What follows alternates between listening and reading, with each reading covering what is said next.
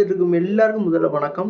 இந்த வீடியோ நம்ம டிஸ்கஸ் பண்ண போகிறோம்னு பார்த்தீங்கன்னா, பெடி படத்தோட ஸ்டோரியை பற்றியும், இந்த படத்தோட அவங்க இம்பேக்ட் எவ்வளோ வந்து கிரியேட் பண்ண போகிறாங்க, இவங்க வந்து இந்த ப்ரொமோஷன் வந்து என்னென்ன டவுன்ஃபால்லாம் கிரியேட் பண்ணுறாங்கன்றத பற்றியும் இந்த வீடியோ டீட்டெயிலாக டிஸ்கஸ் பண்ண போகிறோம். அதுக்கு நீங்கள் இந்த சேனல் புதுசாக இருந்தால் சேனல் சப்ஸ்கிரைப் பண்ணி பெல் ஐக்கானோட கிளிக் பண்ணி வச்சுக்கோங்க. வாங்க நம்ம வீடியோக்குள்ளே போகலாம். நம்ம பெடி வந்து நம்மளோட ராம் சரண் வந்து லீட் ரோலில் ப்ளே பண்ணுறாங்க. இந்த படத்தில் நம்ம ஏஆர் ரஹ்மான் வந்து மியூசிக் பண்ணியிருக்காங்க. இந்த படத்தோட ஸ்டோரி பிளாட் படி அந்த கிராமத்தில் வந்து இவர் வந்து ஒரு சிறந்த கிரிக்கெட்டராகவும் அதே மாதிரி மல்யுத்த வீரராகவும் குறிப்பாக ஒரு அத்லட்டாகவும் இருக்கார். இவர் வந்து ஒரு ஆல்ஓவரில் வந்து அந்த யங்ஸ்டர்லாம் கவர்ற அளவுக்கு எல்லா போட்டியிலையும் வந்து திறமசாலியாக இருக்கார். இவரோட பேரை வந்து பெடின்றது வந்து அங்கே பிராண்ட் நேமாகவே மாறுது. எப்படி வந்து நம்ம ஆஞ்சநேயரை வந்து அங்கே வழிபடுறாங்களோ இந்த மாதிரி பெடியும் வந்து ஒரு ஃபேமஸான ஒரு பிராண்ட் நேமாக அங்கே வந்து மாறுது.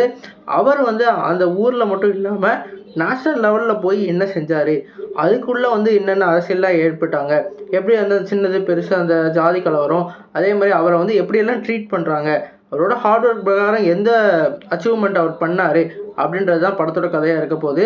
குறிப்பாக சொல்லணும்னா இவர் வந்து அந்த 3 போட்டியிலையுமே வந்து அவரோட பெஸ்ட்டை கொடுத்துருக்காரு. அந்த அளவுக்கு வந்து அவரோட இம்பேக்ட் கிரியேட் பண்ணுற மாதிரியான ஒரு படமாக தான் இருக்குது. இது வந்து எப்படின்னா ஒரு ஜெஸ்ஸி படத்தோட அந்த பிளாட் மாதிரி ஒருத்தர் வந்து அந்த ஏஜில் வந்து எப்படி வந்து சாதிக்க போகிறாருன்றதை தான் போர்ட்ரேட் பண்ணுற மாதிரி இருக்கணும். ஆனால் இவங்க ட்ரெய்லரில் வந்து அதெல்லாம் கட் பண்ணாமல் ஃபுல்லாக ஸ்டோரியவே வந்து வேறு திசைக்கு வந்து மாற்றிட்டாங்க. அவங்க வந்து அது வந்து ஒரு ட்ராபேக்காக தான் அமையும்.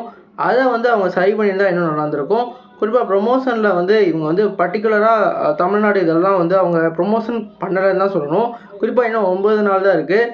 போஸ்டராக ரிலீஸ் பண்ணுறாங்களே தவிர கிரவுண்டில் வந்து அவங்க வந்து அவங்களோட ப்ரொமோஷன் இன்னும் ஆரம்பிக்கல. ஒரு நல்ல படத்தை நல்ல ஆடியன்ஸ்க்கு வந்து அவங்க தெரிவிக்கணும். அப்போ தான் அந்த படத்தோட க்ரோத் வேறு லெவலில் இருக்கும். அதை வந்து இவங்க மிஸ் பண்ணிக்கிட்டே இருக்காங்க. இந்த படம் வந்து என்ன தான் அடுத்த மாதம் ரிலீஸ் ஆக போகிறதுனாலும் இந்த படத்தோட அந்த இம்பேக்ட் இன்னும் க்ரியேட் ஆகலைன்னு தான் சொல்லணும். அது வந்து இவங்களோட ட்ராபேக்காக இருக்குது. எனக்கு முள் மனசில் தோணுது இந்த படம் வந்து வேறு லெவலில் ஒரு இம்பேக்டை கண்டிப்பாக க்ரியேட் பண்ணும். ராம் சரணுக்கு ஒரு வேறு லெவல் கம்பேக்காக இந்த படம் இருக்குன்னு தோணுது. அவரோட லாஸ்ட் படம் ஃபுல்லாகவே வந்து அவருக்கு வந்து ஒரு வேறு லெவல் டிசாஸ்டர் தான் அமைஞ்சது. லாஸ்ட் படம் கேம் சேஞ்சர்னு நினைக்கிறேன். அந்த படம் வந்து தமிழ்நாட்டிலையும் சரி தெலுங்குலேயும் சரி ஒரு வேறு லெவல் டிசாஸ்டராக அமைஞ்சது. இந்த படத்தில் அவர் கண்டிப்பாக ஒரு கம்பேக் கொடுக்குற சிச்சுவேஷனில் இருக்கார். இந்த படத்தோட பாட்டு எல்லாமே ஏஆர் ரஹ்மான் வேறு லெவலில் போட்டு வேறு லெவலில் வைரலாகவும் மாற்றிருக்காரு. இந்த படத்துக்கு எவ்வளோ கலெக்ஷன் போகிறத நம்ம வெயிட் பண்ணி பார்ப்போம். நீங்கள் சொல்லுங்கள் ஃப்ரெண்ட்ஸ், இந்த பெடி படத்தோட ட்ரெய்லரை பார்த்தீங்களா? அந்த ஸ்டோரியை வந்து உங்களுக்கு எவ்வளோ இம்பாக்ட்ஃபுல்லாக இருக்குது?